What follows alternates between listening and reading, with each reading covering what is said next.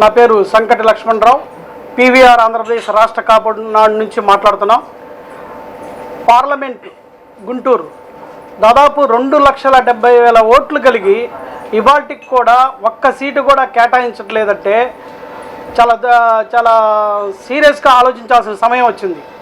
ఇవాళ దాదాపుగా 3%, 4% ఉన్న వాళ్ళకి 4 ఎమ్మెల్యే సీట్లు, 1 ఎంపీ సీట్లు ఇచ్చినప్పుడు దాదాపు 25% ఉన్నటువంటి కాపుల్ని మర్చిపోతున్నారంటే ఇవాళ చాలా బాధాకరమైన విషయం. ఈ విషయంలో మాత్రం రాబోయే రోజుల్లో దీన్ని పూర్తిగా మేము ఖండిస్తూ మాకు రావాల్సిన మా ఓట్లు, మా సీట్లు మాకు కావాలి. కానీ ఇవాళ జనసేన, టీడీపీ, బీజేపీ పొత్తులో భాగంగా కాపులకు అన్యాయం జరుగుతుంది. ఇది నొక్కి వక్కాణిస్తున్నాం. కానీ దీని గురించి దాదాపు ఒక 6 నెలల నుంచి మేము గుంటూరు పార్లమెంటు సీట్లలో ఉన్నటువంటి నియోజకవర్గాల్లో ఒక్క సీట్ అయినా మేము కేటాయించమని అడిగితే ఇవాల్టి వరకు చంద్రబాబు కానీ, అలాగే పొత్తులో ఉన్న పవన్ కళ్యాణ్ గారు కానీ, అలాగే భువనేశ్వరి గారు కానీ బీజేపీ తరఫున ఒక్కళ్ళు కూడా పట్టించుకోవట్లేదంటే కాపుల్ని మీరు ఏ రకంగా చూస్తున్నారు? ఇవాళ గత 50 సంవత్సరాల నుంచి మనం చూస్తే కనుక ఆదిలో మేడూరు నాగేశ్వరరావు గారు 1955లో ఎమ్మెల్యేగా గెలుపొందారు. ఆ తర్వాత చేబ్రోలు గారు వరుసగా 62, 68లో ఆయన గెలిచారు. ఆ తర్వాత వరుస క్రమంలో శనక్కాయల అరుణ్ గారు కానీ, కన్నా లక్ష్మణ్ గారు కానీ, నిశంకర్ వెంకటరత్నం గారు కానీ 2 సార్లు గెలిచారు. అంటే కాపుల్లో అత్యధికంగా గెలిచిన వాళ్ళలో కాపులు 5 సార్లు గెలిచారు. ఈ రోజున ఇదే చంద్రబాబు గారు హయాంలో కాపులు అణగదొక్కబడుతున్నారు. ఈ విషయాన్ని ఎందుకు చెప్తున్నామంటే ఇన్ని సంవత్సరాల్లో కాపులు అత్యధికంగా గెలిచినటువంటి కాపులు సీట్లని ఇవాళ వేరే వాళ్ళకి దారాదత్తం చేస్తున్నారంటే కాపుల్ని మీరు ఏ రకంగా చూస్తున్నారు? ఇదే కాపులు రేపు రాబోయే రోజుల్లో మీకు తగిన మూల్యం చెల్లించుకోక తప్పదు.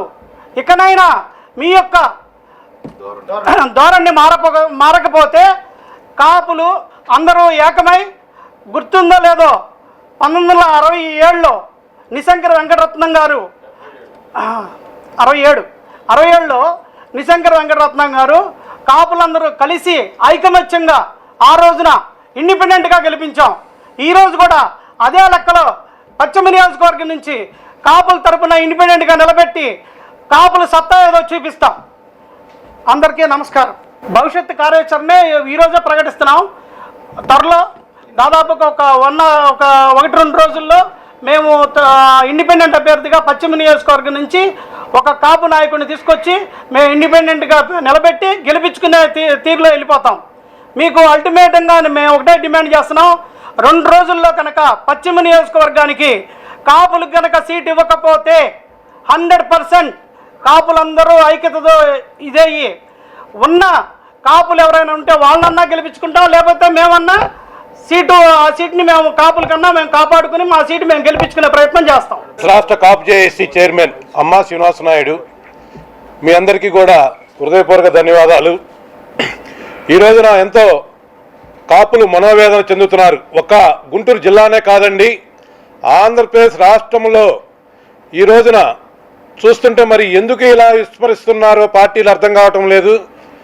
తమాషా ప్రకారం సీట్లు అంటున్నారు. మరి ఏ విధంగా మీరు తమాషా ప్రకారం సీట్లు ఇస్తున్నారో కూడా మాకు తెలియట్లేదు. రాష్ట్రం మొత్తం మీద తెలుగుదేశం పార్టీ ఇచ్చింది 11-12 సీట్లే. ఎందుకు ఎప్పుడు కూడా మాకు 25-30 సీట్లు లోపు ఉండేవి. మరి ఈ యొక్క ఎలక్షన్లోనే ఎందుకు మమ్మల్ని విస్మరిస్తున్నారో అర్థం కావటం లేదు.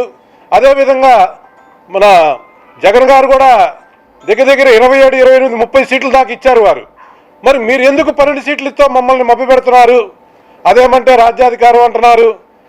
మిమ్మల్ని ఒక బలమైన పెద్దన్న పాత్రలో మిమ్మల్ని ఉంచుతామంటున్నారు. మరి సీట్లు కూడా ఏ విధంగా మమ్మల్ని పెద్దన్న పాత్రలో ఉంచుతారో మాకు అర్థం కావటం లేదు. ఈ రోజున ఇక్కడ పార్లమెంటు ఓన్లీ ఒక గుంటూరు జిల్లా తీసుకోండి, 2,70,000 చిలుకు ఉన్న జనాభాలో కాపు కమ్యూనిటీలో అంటే ఎవరు మీకు నాయకుడు లేడా? బలంగా ఈరోజు అదేమంటే 50 కోట్లు 60 కోట్లు అన్నారు, 70 కోట్లు 100 కోట్లు పెట్టేవాళ్ళు కూడా ఉన్నారు మాలో. ఎందుకు మరి మీరు సీట్ ఇవ్వట్లేదు అర్థం కావట్లేదు. అంటే మా ప్రెస్ మీట్లు కానీ మా యొక్క వేదన కానీ మీకు దాకా చేరట్లేదా, లేకపోతే ఈ టీవీలో మీరు ఫాలో అవ్వట్లేదా అనేది అర్థం కావట్లా.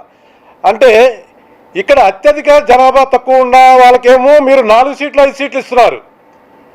మరి ఓన్లీ కాపుల మీద ఈ టార్గెట్ ఎందుకు పెడుతున్నారు అనేది అర్థం కావట్లేదు.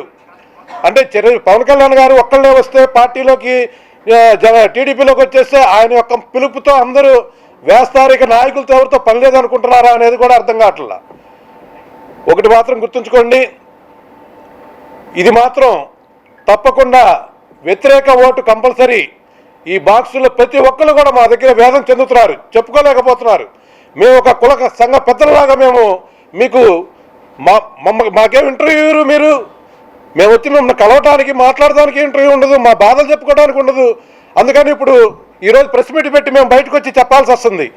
మీరు కుల సంఘ నాయకులు మేము ఎవరు కూడా కులాభివృద్ధి కోసం మాట్లాడతాం. మాకు పార్టీలతో సంబంధం లేదండి. వాస్తవం చెప్పాలంటే కులాభివృద్ధి, కులానికి అన్యాయం జరిగినప్పుడు మేము వచ్చి మాట్లాడటంలో తప్పు లేదు, కుల పెద్దలం.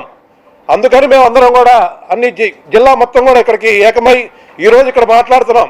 మీరు మాత్రం ఈ 2 రోజుల్లో కూడా కంపల్సరీ మీరు కాపు అనే వాళ్ళకి ఎవరికైనా ఒక్కరికన్నా మీరు సీటీకి పోతే మాత్రం తప్పకుండా ఈ 7 నియోజకవర్గాల్లో కూడా, ఇక్కడనే కాదండి ఆంధ్రప్రదేశ్ రాష్ట్రంలో కూడా చాలామంది మా ఫోన్లు చేస్తున్నారు, ఇండిపెండెంట్గా వేద్దామని.